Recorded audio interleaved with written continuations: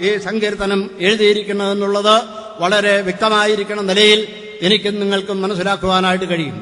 അങ്ങനെ ദാവീദിന്റെ ഒരു ആരോഹണ ഗീതം, ദാവീദിനെ സംബന്ധിച്ചിടത്തോളം സഹോദരന്മാർ ഒത്തൊരുമിച്ച് വസിക്കുക, അത് വളരെ മനോഹരമായിരിക്കുന്ന ഒരു കാര്യമാണ്, വളരെ ആസ്വാദ്യതരമായിരിക്കുന്ന ഒരു കാര്യമാണ്. അത് ദാവീദിനോടുള്ള ബന്ധത്തിൽ തന്റെ ജീവിതത്തിൽ താൻ അനുഭവിച്ചറിഞ്ഞിട്ടുള്ള ഒരു കാര്യമാണ്. നമുക്ക് ദാവീദിന്റെ കുടുംബത്തിലേക്ക് ഒന്ന് തിരിഞ്ഞു നോക്കിയാൽ എനിക്കും നിങ്ങൾക്കും മനസ്സിലാക്കുവാനായിട്ട് സാധിക്കും. ദാവീദിന്റെ കുടുംബത്തിൽ ദാവീദിനെ സംബന്ധിച്ചിടത്തോളം ദാവീദിന്റെ സഹോദരന്മാർ, അവര് 8 സഹോദരന്മാരാണല്ലോ ഉള്ളത്. പക്ഷേ ദാവീദിനോട് ആ സഹോദരന്മാർക്ക് എല്ലാ സമയവും വിദ്വേഷവും പകയുമാണ് ഉണ്ടായിരുന്നത്. അത് നമുക്ക് ദൈവവചനത്തിൽ നിന്ന് കാണുവാനായിട്ട് സാധിക്കും. ഒരു സമയത്ത് അവരുടെ ക്ഷേമം അന്വേഷിച്ച് ചെല്ലുന്ന ദാവീദിനോട് അവർ വളരെ പരുഷമായിട്ട് സംസാരിക്കുന്നതായിട്ട് നമുക്ക് ശമൂവേലിന്റെ 1-ാം പുസ്തകം 17-ാം അധ്യായത്തിൽ നിന്ന് കാണുവാനായിട്ട് സാധിക്കും. ഈ നിലയിൽ ദാവീദിന്റെ സ്വന്തം ഭവനത്തിൽ തന്റെ സ്വന്തം സഹോദരന്മാർ അവരൊരുമിച്ച് സ്നേഹത്തോടുകൂടി ഏകോദര സഹോദരങ്ങളെ പോലെ വസിക്കേണ്ടുന്നവരാണ്. പക്ഷേ ആ ഒരു ഭാഗ്യം തനിക്ക് ലഭിച്ചില്ല. തനിക്കുള്ള ആ സഹോദരന്മാരുടെ നിർവ്യാജമായിരിക്കുന്ന സ്നേഹം അനുഭവിക്കുവാൻ തക്കവണ്ണം തനിക്ക് സാധിച്ചിരുന്നില്ല. ആ നിലയിൽ ദാവീദ് സഹോദരന്മാർ ഒത്തൊരുമിച്ച് വസിക്കുന്നതിന്റെ ആസ്വാദ്യതയെക്കുറിച്ച് എഴുതിയെങ്കിൽ പ്രിയപ്പെട്ടവരെ, അതിൽ അത്ഭുതപ്പെടുവാനായിട്ടില്ല. തന്റെ സഹോദരന്മാരെക്കുറിച്ച് മാത്രമല്ല, ഇനിയും തന്റെ സ്വന്തം മക്കളെക്കുറിച്ച് നമുക്കൊന്ന് നോക്കാം. ദാവീദിനെ സംബന്ധിച്ചിടത്തോളം തന്റെ സ്വന്തം മക്കള്, ആ മക്കളിൽ നമുക്കറിയാം ശലോമോൻ, അതുപോലെ തന്നെ അദോനിയാവ്, 2 മക്കളാണ്. അവര് രണ്ടുപേരും സിംഹാസനത്തിനു വേണ്ടി വളരെയധികം മത്സരിക്കുന്നവരാണ്. ശലോമോനെയാണ് ദൈവത്തിന്റെ സന്നിധാനത്തിൽ ദൈവസന്നിധിയിൽ രാജാവായി വാഴിക്കുവാനായിട്ട് താൻ ദൃഢനിശ്ചയം ചെയ്തത്. പക്ഷേ അതിനു മുമ്പായി അദോനിയാവ് മുമ്പോട്ട് വരികയും ആ രാജസിംഹാസനം പിടിച്ചെടുക്കുവാൻ തക്കവണ്ണമുള്ള ചില ശ്രമങ്ങളൊക്കെയും നടത്തുന്നതായി നമുക്ക് ദൈവവചനത്തിൽ നിന്ന് കാണുവാനായിട്ട് സാധിക്കുമല്ലോ. ഞാൻ പറഞ്ഞു വരുന്ന എന്താണെന്നറിയാമോ? ദാവീദിന്റെ സ്വന്തം മക്കള്, ആ മക്കളിൽ തന്നെയും യാതൊരു വിധമായിരിക്കുന്ന സ്നേഹവും കാണുവാനായിട്ട് സാധിക്കുന്നു. ആ സ്നേഹത്തിന്റെ ശൃംഖല, ആ സ്നേഹത്തിന്റെ മനോഹരമായിട്ടുള്ള ചങ്ങല ഇതാ പൊട്ടിത്തെറിച്ചു വീണിരിക്കുകയാണ്. അതുപോലെ തന്നെ ഇനി വേറൊരു കാര്യം നമുക്കൊന്ന് നോക്കാം. തന്റെ മക്കളിൽ വേറൊരാള്, ആ മക്കളെ സംബന്ധിച്ചിടത്തോളം ഇതുപോലെ തന്നെ നമുക്ക് കാണുവാൻ സാധിക്കും. അവര് തമ്മിലും ഈ വൈരാഗ്യവും അതുപോലെ അന്യോന്യം പകയുമാണ്. ഞാൻ പറഞ്ഞത്, ദാവീദിനോടുള്ള ബന്ധത്തിൽ സ്വന്തം സഹോദരന്മാര്, അതുപോലെ തന്നെ തന്റെ കുടുംബത്തിൽ തന്റെ സ്വന്തം മക്കള്, യാതൊരു വിധമായിരിക്കുന്ന ഐക്യവുമില്ല, അന്യോന്യമുള്ള സ്നേഹമില്ല.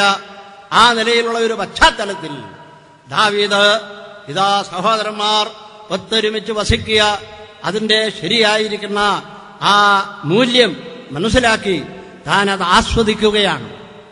ഇനിയും ദാവീദ് ഏത് സന്ദർഭത്തിലാണ് ഈ സഹോദരന്മാർ ഒത്തൊരുമിച്ച് വസിക്കുക, അതിന്റെ ആസ്വാദ്യത തനിക്ക് മനസ്സിലായത്, തനിക്ക് എങ്ങനെയാണത് ഗ്രഹിക്കുവാനായിട്ട് സാധിച്ചത്, അങ്ങനെയുള്ള ഏതെങ്കിലും രംഗങ്ങൾ ദാവീദിന്റെ ജീവിതത്തിൽ ഉണ്ടായിട്ടുണ്ടോ? ഇത് നാം ഒന്ന് പരിശോധിച്ചാൽ നമുക്ക് മനസ്സിലാക്കുവാനായിട്ട് സാധിക്കും. ദാവീദിന്റെ ജീവിതത്തെ സംബന്ധിച്ച് നാം പഠിക്കുമ്പോൾ ദാവീദ് 3 പ്രാവശ്യം രാജാവായി അഭിഷേകം ചെയ്യപ്പെടുന്നുണ്ട്. ഒന്നാമത്തത് ശമൂവേൽ പ്രവാചകനാൽ അഭിഷേകം ചെയ്യപ്പെടുന്ന അനുഗ്രഹീതമായിരിക്കുന്ന സന്ദർഭമാണ്. ഞാൻ ആ ഭാഗങ്ങളൊക്കെയും എടുത്തു വായിക്കുവാനായിട്ട് പോയാൽ ഞാൻ ഉദ്ദേശിച്ച സമയം കൊണ്ട് എന്റെ ദൂത് അവസാനിപ്പിക്കുവാനായിട്ട് സാധിക്കുകയില്ല. അതുകൊണ്ട് ആ വേദഭാഗങ്ങൾ ഞാൻ എടുത്തു വായിക്കുവാനായിട്ട് ആഗ്രഹിക്കുന്നില്ല. ശമൂവേലിന്റെ 1-ാം പുസ്തകം 16-ാം അധ്യായത്തിന്റെ 13-ാം വാക്യത്തിൽ ശമൂവേൽ പ്രവാചകനാൽ ദാവീദ് ആദ്യമായി രാജാവായി അഭിഷേകം ചെയ്യപ്പെടുകയാണ്. എങ്കിലും ദാവീദ് രാജാവായി അഭിഷേകം ചെയ്യപ്പെട്ടുവെങ്കിലും രാജസിംഹാസനത്തിലിരുന്ന് ആ ഇസ്രായേൽ മക്കളെ ഭരിക്കുവാൻ തക്കവണ്ണമുള്ള സാവകാശം ഇതുവരെയും തനിക്ക് ലഭിച്ചിട്ടില്ല. അങ്ങനെ ശമൂവേൽ പ്രവാചകനാൽ അഭിഷേകം ചെയ്യപ്പെട്ട് ചില നാളുകൾ കഴിഞ്ഞതിന് ശേഷം ആ ഇസ്രായേലിലെ ഒരു ഗോത്രം, യഹൂദാ ഗോത്രം, ആ യഹൂദാ ഗോത്രം ഒരുമിച്ച് ചേർന്നു. ആ യഹൂദാ ഗോത്രത്തിലുള്ള എല്ലാ പുരുഷന്മാരും അവരൊരുമിച്ച് ചേർന്ന് ദാവീദിനെ അവരുടെ രാജാവായി ഹെബ്രോനിൽ അഭിഷേകം ചെയ്യുന്ന കാഴ്ച നമുക്ക് കാണുവാനായിട്ട് സാധിക്കും. പ്രിയമുള്ളവരെ, അവിടെ ദാവീദിന് കാണുവാൻ സാധിച്ചത് ഇതാ ഇസ്രായേലിലെ ഒരു ഗോത്രം മുഴുവനും അവർ ഏകോപിച്ച് ഹൃദയത്തോട് ഹൃദയം ചേർന്ന് സ്നേഹത്തോടുകൂടി രാജാവിനെ അഭിഷേകം ചെയ്യുവാൻ തക്കവണ്ണം ഹെബ്രോനിൽ കൂടി വന്നിരിക്കുകയാണ്. ആ കാഴ്ച ദാവീദിന്റെ ഹൃദയത്തെ വല്ലാതെ സ്പർശിച്ചു. ഞാൻ നേരത്തെ പറഞ്ഞല്ലോ, ഈ ഒരു ചുറ്റുപാടിൽ അല്ലല്ലോ താൻ വളർന്നത്. സ്വന്തം സഹോദരന്മാർ, സ്വന്തം മക്കള്, അവർക്കൊക്കെയും അനൈക്യത്തിന്റെയും അതുപോലെ തന്നെ സ്നേഹമില്ലായ്മയുടെയും അന്തരീക്ഷത്തിൽ വളർന്ന് ഇവിടെ ഇതാ സ്വന്തക്കാരായിരിക്കുന്ന ഒരു ഗോത്രം മുഴുവനും തന്റെ സിംഹാസനത്തോടുള്ള ബന്ധത്തിൽ, തന്റെ രാജകീയമായിരിക്കുന്ന ആ വാഴ്ചയോടുള്ള ബന്ധത്തിൽ അവരൊരുമിച്ച് പ്രവർത്തിക്കുകയാണ്. അത് കഴിഞ്ഞതിന് ശേഷം പിന്നീട് വേറൊരു സന്ദർഭത്തിൽ നമുക്ക് കാണുവാനായിട്ട് സാധിക്കും. അത് 2 ശമൂവേലിന്റെ പുസ്തകം 5-ാം അധ്യായത്തിന്റെ 2-ാം വാക്യത്തിലാണ്. ഇസ്രായേൽ മുഴുവനും ഹെബ്രോനിൽ ഒരുമിച്ച് കൂടുകയാണ്. ഇസ്രായേലിലെ 12 ഗോത്രങ്ങളും ഒരുമിച്ചുകൂടി ഇതാ ദാവീദിനെ അവരുടെ രാജാവായി അഭിഷേകം ചെയ്യുകയാണ്. നോക്കുക പ്രിയപ്പെട്ടവര്, ദാവീദിന്റെ ഹൃദയത്തിൽ എന്തോ ഒരു സന്തോഷമാണ് ഉണ്ടായത്. ഇതാ സഹോദരന്മാർ ഒത്തൊരുമിച്ച് വസിക്കുന്നു. ഒരേ കാര്യത്തോടുള്ള ബന്ധത്തിൽ, ഒരേ ചിന്തയോടുള്ള ബന്ധത്തിൽ അവരിതാ ഒരുമിച്ച് കൂടി വന്നിരിക്കുകയാണ്. അവരുടെ ചിന്തയിൽ കൂടെ കടന്നു പോകുന്ന ഒരേ ഒരു വിഷയം, ദാവീദിനെ രാജാവായി അഭിഷേകം ചെയ്യണം. ഇതാ ഇസ്രായേൽ ഗോത്രങ്ങൾ ഒരുമിച്ച് അവരെ സന്തോഷത്തോടുകൂടി, അന്യോന്യം ഐകമത്യത്തോടുകൂടി, സ്നേഹത്തോടുകൂടി ഹെബ്രോനിൽ ഒരുമിച്ച് കൂടിയിരിക്കുകയാണ് ദാവീദിനെ രാജാവായി അഭിഷേകം ചെയ്യുവാനായിട്ട്. ഞാൻ പറഞ്ഞത്, ദാവീദിന്റെ ജീവിതത്തിൽ ഒരിക്കലും മറക്കുവാൻ സാധ്യമല്ലാത്ത ഒരു സംഭവമായിരുന്നു. ഇസ്രായേൽ മുഴുവനും തന്നെ രാജാവായി അംഗീകരിക്കുവാൻ തക്കവണ്ണം ഒരുമിച്ച് കൂടി വന്ന ആ കൂടിവരവ്, എത്രയോ ഹൃദ്യമായിരിക്കുന്ന ഒരു കൂടിവരവ്, എത്രയോ മനോഹരമായിരിക്കുന്ന ഒരു കൂടിവരവ്. അത് ഒരു സന്ദർഭം.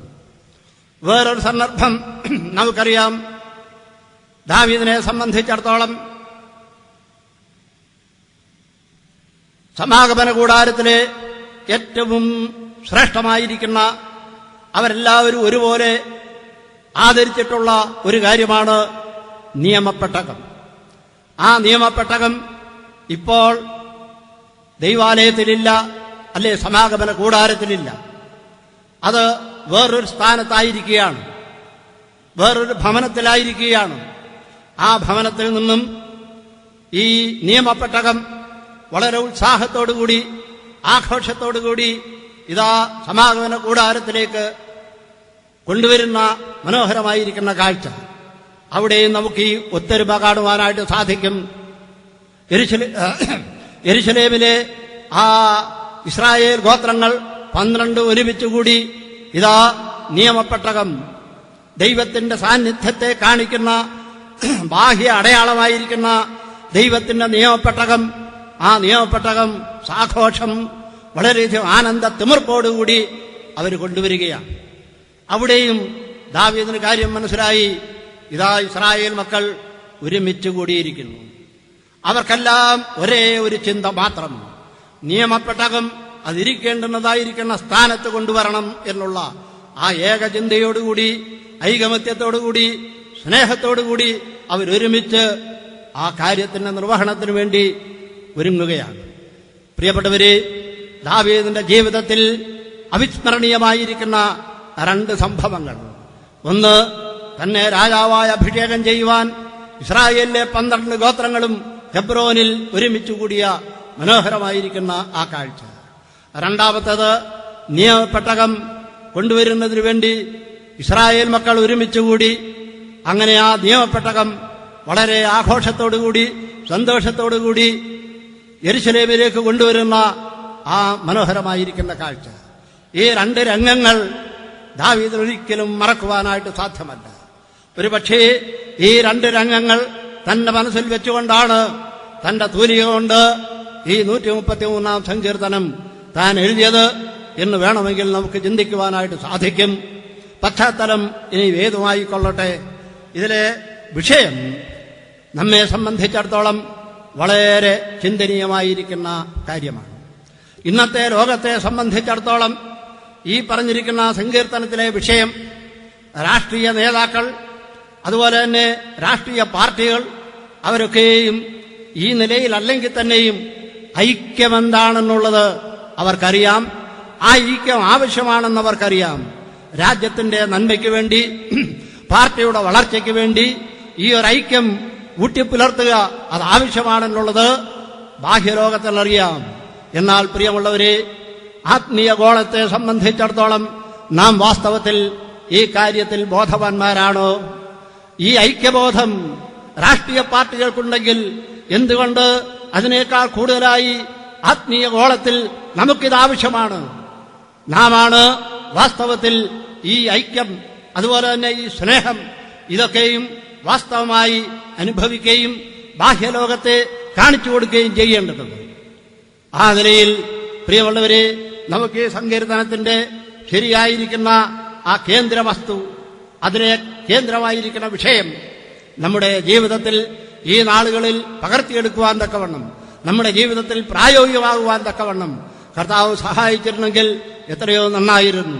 നാം ഇവിടെ വായിക്കുന്നത്, ഇതാ സഹോദരന്മാർ ഒത്തൊരുമിച്ച് വസിക്കുന്നത് എത്ര ശുഭം, എത്ര മനോഹരം എന്നാണ്. അവിടെ ഇംഗ്ലീഷിൽ നാം വായിക്കുന്നത് how good and how pleasant എന്നാണ്. Good and pleasant,